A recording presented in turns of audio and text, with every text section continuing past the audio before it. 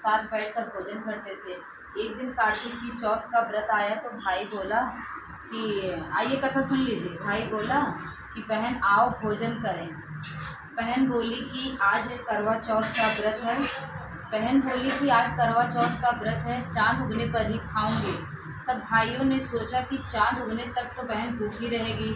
तो एक भाई ने दिया जलाया, दूसरे भाई ने छलनी लेकर उसे ढका और नकली चाँद दिखाकर बहन से कहने लगे कि चल चाँद उग आया है, अर्घ दे दे।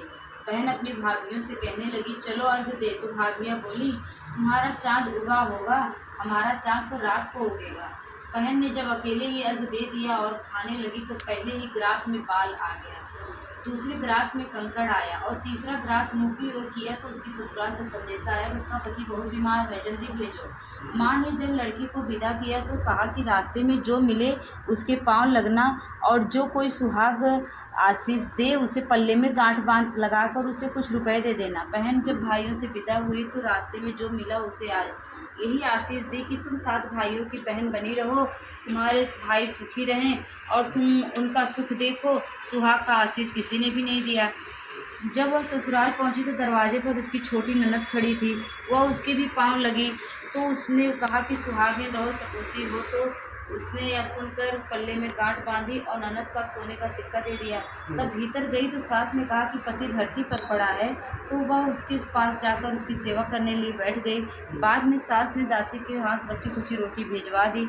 इस प्रकार से समय बीतते बीतते मृगा से मार्गशीर्ष की चौथ आई तो चौथ माता बोली करवा ले। भाइयों की पाँव पकड़कर गिड़गिड़ाने लगी, ये चौथ माता मेरा सुहाग तुम्हारे हाथों में है, आप ही मैं मुझे सुहागिन करें। तो माता बोली पापिन हत्यारिन, मेरी पाँव पकड़कर क्यों बैठ गई।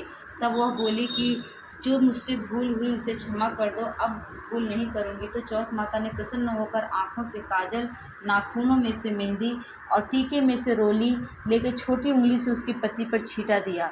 तो वह उठकर बैठ गया और बोला कि आज मैं बहुत सोया। वह बोली क्या सोए, मुझे तो 12 महीने हो गए, जब अब आकर चौथ माता ने मेरा सुहाग लौटाया। तब उसने कहा कि जल्दी से माता का पूजन करो। तब चौथ की कहानी सुनी, करवा का पूजन किया तो प्रसाद खाकर दोनों पति पत्नी चौपड़ खेलने बैठ गए। नीचे से दासी आई, उसने उन दोनों को चौपड़ पासे से खेलते देखा तो उसने सासू जी को जाकर बताया। तब उसे सारे गांव में यह बात प्रसिद्ध हुई कि सब स्त्रियां चौथ का व्रत करें तो सुहाग की बात है। एक बार पांडुपुत्र अर्जुन तप करने के लिए नीलगिरी पर्वत पर चले गए थे। इधर पांडवों पर अनेक मुसीबतें पहले से ही थीं। इससे द्रौपदी ने शोक विह्वल हो कृष्ण की आराधना की। कृष्ण उपस्थित हुए और पूछा, कहो तुम्हें क्या कष्ट है।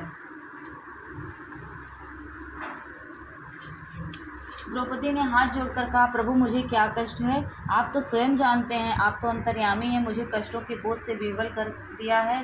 क्या गणेश देवा माता जकी पार्वती पिता महादेवा, पान चढ़े फूल चढ़े और चढ़े मेवा, पान चढ़े फूल चढ़े और चढ़े मेवा, लड्डुअन की भोग लगे संत करे सेवा। जय गणेश जय गणेश जय गणेश देवा, माता जकी पार्वती पिता महादेवा, अंधन को आँख देत कोढ़िन को काया, बाझन को पुत्र देत निर्धन को माया।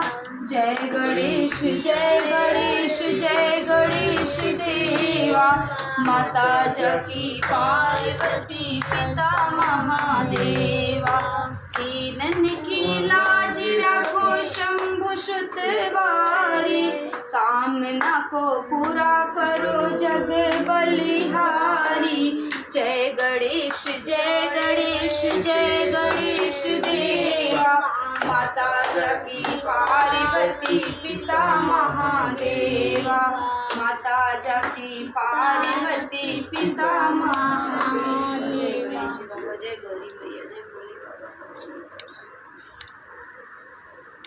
श्री कृष्ण गोविंद हरे मुरारी, हरे नाथ नारायण वासुदेवा। श्री कृष्ण गोविंद हरे मुरारी, नारायण वासुदेवा श्री कृष्ण गोविंद हरे मुरारी हे नाथ नारायण वासुदेवा नारायण वासुदेवा श्री कृष्ण गोविंद हरे मुरारी हे नाथ नारायण वासुदेवा हे नाथ नारायण वासुदेवा कर्पूर गौरम करुणावतारं संसारसारं भुजगेन्द्रहारं सदा वसन्तं हृदयारविन्दे त्वं भवानी सहितं नमामि